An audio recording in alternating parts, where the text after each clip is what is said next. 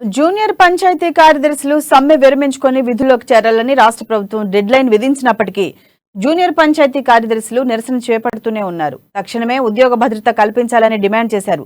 స్పష్టమైన జీవో విడుదల చేయాలన్నారు. రాష్ట్రంలో జూనియర్ పంచాయతీ కార్యదర్శులు సమ్మె బాట పట్టి భద్రాద్రి కొత్తగూడెం జిల్లా కలెక్టరేట్ కార్యాలయాల వద్ద ఆందోళన చేశారు.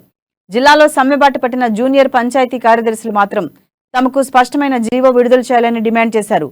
ప్రొఫెషనల్ కాలం 4 సంవత్సరాలు పూర్తి చేసుకున్నా ఇంతవరకు సీఎం కేసీఆర్ మా ఉద్యోగులను క్రమబద్ధీకరణ చేయలేదని పంచాయతీ కార్యదర్శులు వాపోయారు. ఉద్యోగ భద్రతపై స్పష్టమైన జీవో విడుదల చేయాలని, లేకపోతే ఈ సమ్మె కొనసాగుతుందని స్పష్టం చేశారు. తెలంగాణ రాష్ట్రంలో జూనియర్ పంచాయతీ కార్యదర్శులు గత 11 రోజులుగా నిరవధిక సమ్మెలో కూర్చోవడం జరిగింది. మా ప్రధాన డిమాండ్ ఈ రాష్ట్ర ప్రభుత్వానికి ఆల్రెడీ మేము తెలియజేసి ఉన్నాము.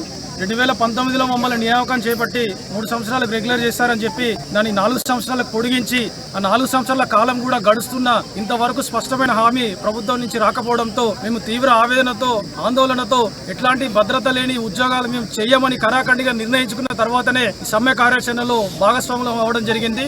మరి 11 రోజులుగా మేము రాష్ట్ర ప్రభుత్వానికి ఎటువంటి వ్యతిరేక భావనలో వెళ్లకుండా శాంతియుతంగా సమ్మె చేస్తున్న మాపై ఈ విధంగా ఈ రోజు సాయంత్రం 5 గంటల లోపల ఉద్యోగాల్లో చేరకపోతే టర్మినేట్ చేస్తామని చెప్పేసి నోటీస్